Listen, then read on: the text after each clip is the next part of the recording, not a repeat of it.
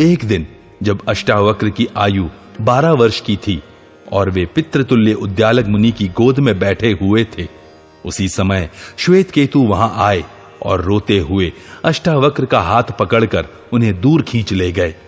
इस प्रकार अष्टावक्र को दूर हटाकर श्वेत केतु ने कहा, यह तेरे बाप की गोद नहीं है। श्वेत केतु की उस कटूक्ति ने उस समय अष्टावक्र के हृदय में गहरी चोट पहुंचाई। इससे उन्हें बड़ा दुख हुआ। उन्होंने घर में माता के पास जाकर पूछा, मां, मेरे पिताजी कहां हैं? बालक के इस प्रश्न से सुजाता के मन में बड़ी व्यथा हुई। उसने शाप के भय से घबराकर सब बात बता दी। यह सब रहस्य जानकर उन्होंने रात में श्वेत केतु से इस प्रकार कहा, हम दोनों राजा जनक के यज्ञ में चलें। सुना जाता है उस यज्ञ में बड़े आश्चर्य की बातें देखने में आती हैं। हम दोनों वहां विद्वान ब्राह्मणों का शास्त्रार्थ सुनेंगे और वहीं उत्तम पदार्थ भोजन करेंगे। वहां जाने से हम लोगों की प्रवचन शक्ति एवं जानकारी बढ़ेगी और हमें सुमधुर स्वर में वेद मंत्रों का कल्याणकारी घोष सुनने का अवसर मिलेगा। ऐसा निश्चय करके वे दोनों मामा भांजे राजा जनक के समृद्धिशाली यज्ञ में गए। अष्टावक्र की यज्ञ मंडप के मार्ग में ही राजा से भेंट हो गई। उस समय राजसेवक उन्हें रास्ते से दूर हटाने लगे। तब वे इस प्रकार बोले, राजन, जब तक ब्राह्मण से सामना न हो तब तक अंधे का मार्ग, बहरे का मार्ग, स्त्री का मार्ग, बोझ ढोने वाले का मार्ग तथा राजा का मार्ग उसके जाने के लिए छोड़ देना चाहिए। परंतु यदि ब्राह्मण सामने मिल जाए तो सबसे पहले उसी को मार्ग देना चाहिए। राजा ने कहा, ब्राह्मण कुमार, लो, मैंने तुम्हारे लिए आज यह मार्ग दे दिया है। तुम जिससे जाना चाहो उसी मार्ग से इच्छानुसार चले जाओ। आग कभी छोटी नहीं होती। देवराज इंद्र भी सदा ब्राह्मणों के आगे मस्तक झुकाते हैं। अष्टावक्र बोले, राजन, हम दोनों आपका यज्ञ देखने के लिए आए हैं। नरेंद्र, इसके लिए हम दोनों के हृदय में प्रबल उत्कंठा है। हम दोनों यहां अतिथि के रूप में उपस्थित हैं और इस यज्ञ में प्रवेश करने के लिए हम तुम्हारे द्वारपाल की आज्ञा चाहते हैं। इंद्रद्युम्न कुमार जनक, हम दोनों यहां यज्ञ देखने के लिए आए हैं और आप जनकराज से मिलना तथा बात करना चाहते हैं, परंतु यह द्वारपाल हमें रोकता है, अतः हम क्रोध रूप व्याधि से दग्ध हो रहे हैं। द्वारपाल बोला, ब्राह्मण कुमार, सुनो, हम बंदी के आज्ञा पालक हैं। आप हमारी कही हुई बात सुनिए। इस यज्ञशाला में बालक ब्राह्मण नहीं प्रवेश कर पाते हैं। जो बूढ़े और बुद्धिमान ब्राह्मण हैं उन्हीं का यहां प्रवेश होता है। अष्टावक्र बोले, द्वारपाल, यदि यहां वृद्ध ब्राह्मणों के लिए प्रवेश का द्वार खुला है तब तो हमारा प्रवेश होना भी उचित ही है, क्योंकि हम लोग वृद्ध ही हैं। हमने ब्रह्मचर्य व्रत का पालन किया है तथा हम वेद के प्रभाव से भी संपन्न हैं। साथ ही हम गुरुजनों के सेवक, जितेंद्रिय तथा ज्ञान शास्त्र में परिनिष्ठित भी हैं। अवस्था में बालक होने के कारण ही किसी ब्राह्मण को अपमानित करना उचित नहीं बताया गया है, क्योंकि आग की छोटी सी चिंगारी भी यदि छू जाए तो वह जला डालती है। द्वारपाल ने कहा, ब्राह्मण कुमार, तुम वेद प्रतिपादित एकाक्षर ब्रह्म का बोध कराने वाली, अनेक रूप वाली सुंदर वाणी का उच्चारण करो और अपने आप को बालक ही समझो। स्वयं ही अपनी प्रशंसा क्यों करते हो? इस जगत में ज्ञानी दुर्लभ हैं। अष्टावक्र बोले, द्वारपाल, केवल शरीर बढ़ जाने से किसी की बढ़ती नहीं समझी जाती है। जैसे सेमल के फल की गांठ बढ़ने पर भी सारहीन होने के कारण वह व्यर्थ ही है। छोटा और दुबला पतला वृक्ष भी यदि फलों के भार से लदा है तो उसे ही वृद्ध जानना चाहिए। जिसमें फल नहीं लगते उस वृक्ष का बढ़ना भी नहीं के बराबर है। द्वारपाल ने कहा, बालक बड़े बूढ़ों से ही ज्ञान प्राप्त करते हैं और समयानुसार वे भी वृद्ध होते हैं। थोड़े समय में ज्ञान की प्राप्ति असंभव है, अतः तुम बालक होकर भी क्यों वृद्ध की सी बातें करते हो? अष्टावक्र बोले, अमुक व्यक्ति के सिर के बाल पक गए हैं, इतने ही मात्र से वह बूढ़ा नहीं होता है। अवस्था में बालक होने पर भी जो ज्ञान में बड़ा चढ़ा है उसी को देवगण वृद्ध मानते हैं। अधिक वर्षों की अवस्था होने से, बाल पकने से, धन बढ़ जाने से और अधिक भाई बंधु हो जाने से भी कोई बड़ा हो नहीं सकता। ऋषियों ने ऐसा नियम बनाया है कि हम ब्राह्मणों में जो अंगों सहित संपूर्ण वेदों का स्वाध्याय करने वाला तथा वक्ता है वही बड़ा है।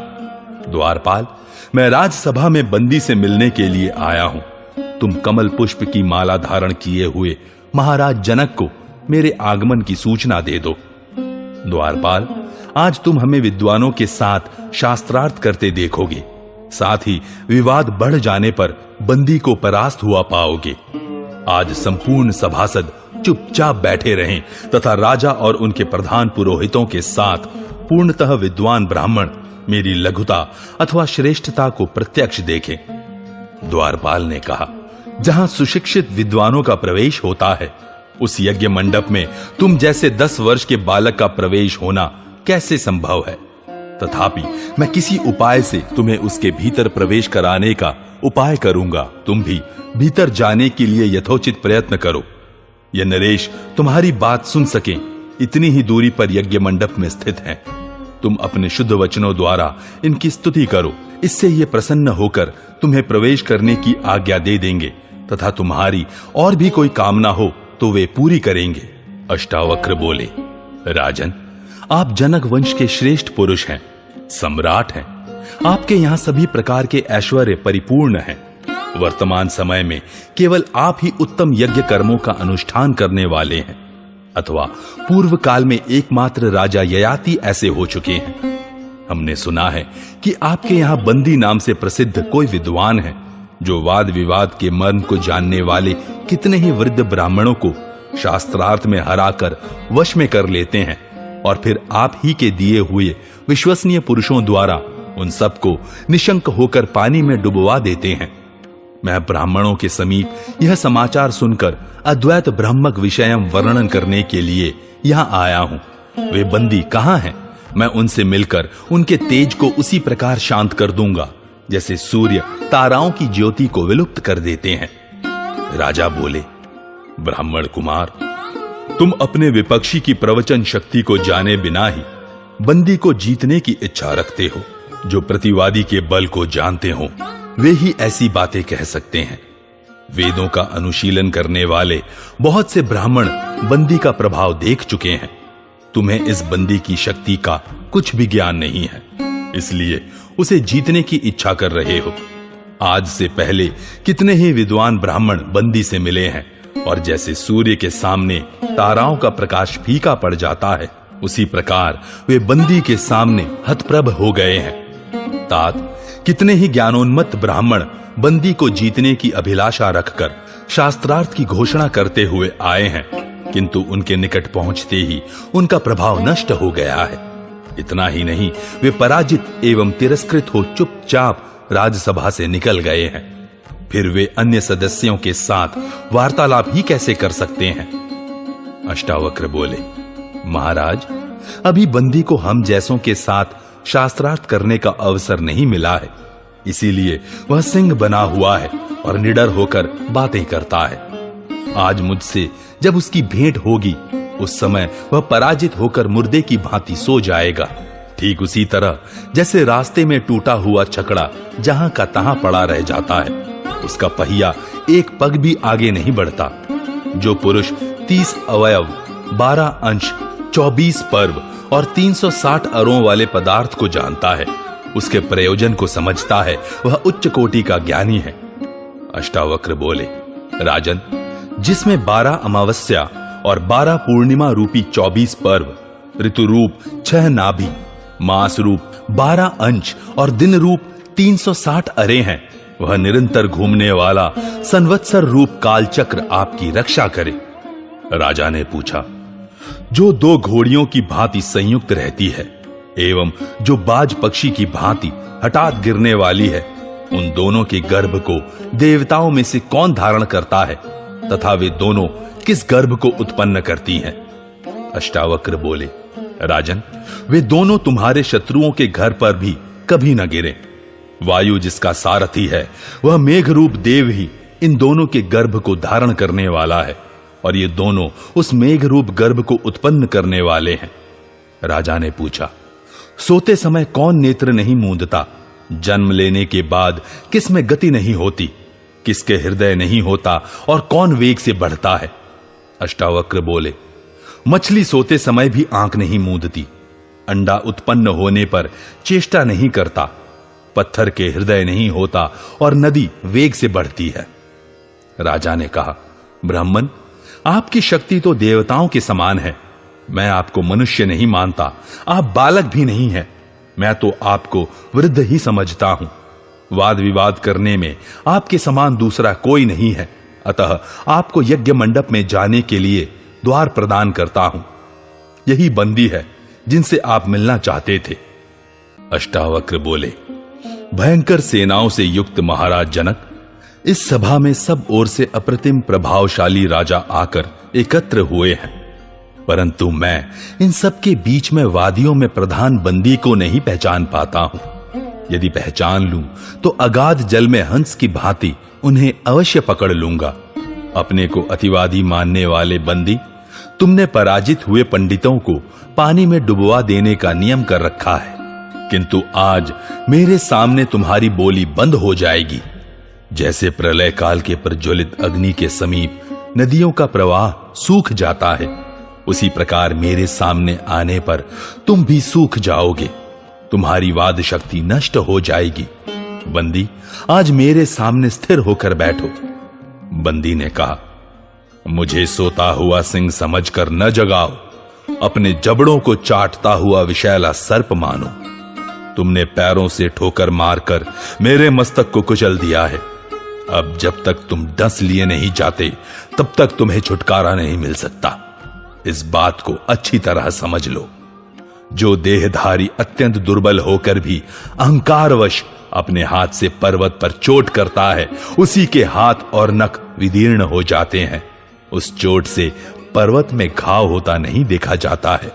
अष्टावक्र बोले, जैसे सब पर्वत मैनाक से छोटे हैं, सारे बछड़े बैलों से लघुतर हैं, उसी प्रकार भूमंडल के समस्त राजा मिथिला नरेश महाराज जनक की अपेक्षा निम्न श्रेणी में है। राजन, जैसे देवताओं में महेंद्र श्रेष्ठ है और नदियों में गंगा श्रेष्ठ है, उसी प्रकार सब राजाओं में एकमात्र आप ही उत्तम हैं। अब बंदी को मेरे निकट बुलवाइए। लोमस जी कहते हैं, युधिष्ठिर, बंदी के समीप आ जाने पर राजसभा में गरजते हुए अष्टावक्र ने बंदी से कुपित होकर इस प्रकार कहा, मेरी पूछी हुई बात का उत्तर तुम दो और तुम्हारी बात का उत्तर मैं देता हूं। तब बंदी ने कहा, अष्टावक्र, एक ही अग्नि अनेक प्रकार से प्रकाशित होती है। एक ही सूर्य इस संपूर्ण जगत को प्रकाशित करता है। शत्रुओं का नाश करने वाला देवराज इंद्र एक ही वीर है तथा पितरों का स्वामी यमराज भी एक ही है। अष्टावक्र बोले, जो दो मित्रों की भांति सदा साथ विचरते हैं, वे इंद्र और अग्नि दो देवता हैं। परस्पर मित्र भाव रखने वाले देवऋषि नारद और पर्वत भी दो ही हैं। अश्विनी कुमारों की भी संख्या दो ही है। रथ के पहिए भी दो ही होते हैं तथा विधाता ने एक दूसरे के जीवन संगी पति और पत्नी भी दो ही बनाए हैं। बंदी ने कहा, यह संपूर्ण प्रजा कर्मवश देवता, मनुष्य और त्रियक रूप तीन प्रकार का जन्म धारण करती है। ऋक्, साम और यजु, ये तीन वेद ही परस्पर संयुक्त हो वाजपेय आदि यज्ञ कर्मों का निर्वाह करते हैं।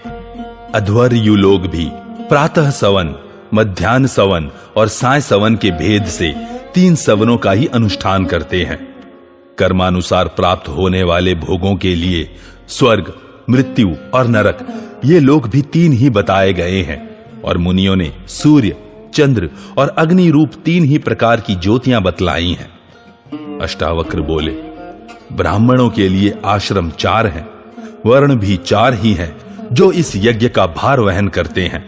मुख्य दिशाएं भी चार ही हैं, वर्ण भी चार ही हैं तथा गो अर्थात वाणी भी सदा चार ही चरणों से युक्त बताई गई है।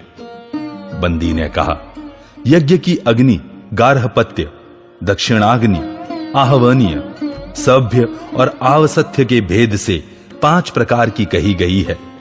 पंक्ति छंद भी पांच पादों से ही बनता है। यज्ञ भी पांच ही हैं, देव यज्ञ, पितृ यज्ञ, ऋषि यज्ञ, भूत यज्ञ और मनुष्य यज्ञ। इसी प्रकार इंद्रियों की संख्या भी 5 ही है। वेद में 5 वेणी वाली अप्सरा का वर्णन देखा गया है तथा लोक में 5 नदियों से विशिष्ट पुण्यमय पंचनद प्रदेश विख्यात है। अष्टावक्र बोले, कुछ विद्वानों का मत है कि अग्नि की स्थापना के समय दक्षिणा में 6 गौ ही देनी चाहिए। ये 6 ऋतुएं ही संवत्सर रूप काल चक्र की सिद्धि करती है। मन सहित ज्ञानेंद्रियां भी 6 ही हैं। कृतिकाओं की संख्या 6 ही है तथा संपूर्ण वेदों में साध्यस्क नामक यज्ञ भी 6 ही देखे गए हैं। बंदी ने कहा, ग्राम्य पशु 7 हैं, जिनके नाम इस प्रकार हैं: गाय, भैंस, बकरी, भेड़, घोड़ा, कुत्ता और गधा। जंगली पशु भी 7 हैं, यथा सिंह, बाघ, भेड़िया, हाथी, वानर, भालू और मृग। गायत्री, उष्णिक, अनुष्टुप, बृहति, पंक्ति, त्रिष्टुप और जगति, ये 7 ही छंद एक एक यज्ञ का निर्वाह करते हैं। सप्तऋषि नाम से प्रसिद्ध ऋषियों की संख्या भी 7 ही है, यथा मरीचि, अत्रि, पुलह, पुलस्त्य, क्रतु, अंगिरा और वशिष्ठ। पूजन के संक्षिप्त उपचार भी 7 हैं, यथा गंध, पुष्प, धूप, दीप, नैवेद्य, आचमन और तांबुल तथा वीणा के भी 7 ही तार विख्यात हैं। अष्टावक्र बोले, तराजू में लगी हुई सन की डोरियां भी 8 ही होती हैं, जो सैकड़ों का मान तौल करती हैं। सिंह को भी मार गिराने वाले शरभ के 8 ही पैर होते हैं। देवताओं में वसुओं की संख्या भी 8 ही सुनी गई है और संपूर्ण यज्ञों में 8 कोण के ही यूप का निर्माण किया जाता है। बंदी ने कहा, पितृ यज्ञ में समिधा देकर अग्नि को उद्दीप्त करने के लिए जो मंत्र पढ़े जाते हैं, उन्हें सामिधेनी ऋचा कहते हैं। उनकी संख्या 9 ही बताई गई है। यह जो नाना प्रकार की सृष्टि दिखाई देती है, इसमें प्रकृति, पुरुष, महत्त्व, अहंकार तथा पंचतन मात्रा, इन 9 पदार्थों का संयोग कारण है, ऐसा विज्ञ पुरुषों का कथन है। बृहति छंद के प्रत्येक चरण में 9 अक्षर बताए गए हैं और 1 से लेकर 9 अंकों का योग ही सदा गणना के उपयोग में आता है। अष्टावक्र ने कहा, पुरुष के लिए संसार में 10 दिशाएं बताई गई हैं। 10 100 मिलकर ही पूरा 1 सहस्त्र कहा जाता है। गर्भवती स्त्रियां 10 मास तक ही गर्भ धारण करती हैं। निंदक भी 10 ही होते हैं।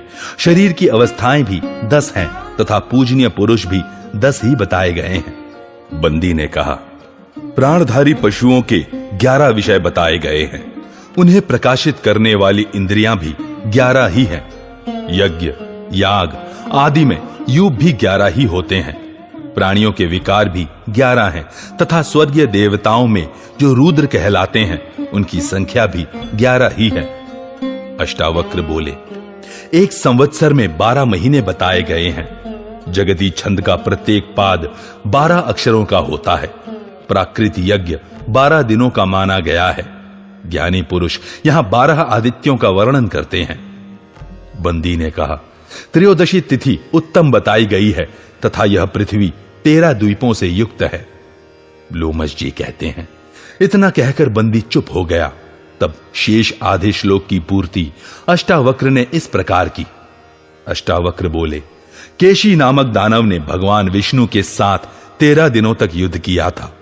वेद में जो अतिशब्द विशिष्ट छंद बताए गए हैं, उनका एक एक पाद 13 आदि अक्षरों से संपन्न होता है। अर्थात अति जगती छंद का एक पाद 13 अक्षरों का, अति शक्वरी का एक पाद 15 अक्षरों का, अति अष्टि का प्रत्येक पाद 17 अक्षरों का तथा अति धृति का हर एक पाद 19 अक्षरों का होता है। लोमश जी कहते हैं, इतना सुनते ही सूत पुत्र बंदी चुप हो गया और मुंह नीचा किए किसी भारी सोच विचार में पड़ गया। इधर अष्टावक्र बोलते ही रहे। यह सब देख दर्शकों और श्रोताओं में महान कोलाहल मच गया। महाराज जनक के उस समृद्धिशाली यज्ञ में जबकि चारों ओर कोलाहल व्याप्त हो रहा था, सब ब्राह्मण हाथ जोड़े हुए श्रद्धा पूर्वक अष्टावक्र के समीप आए और उनका आदर सत्कार पूर्वक पूजन किया।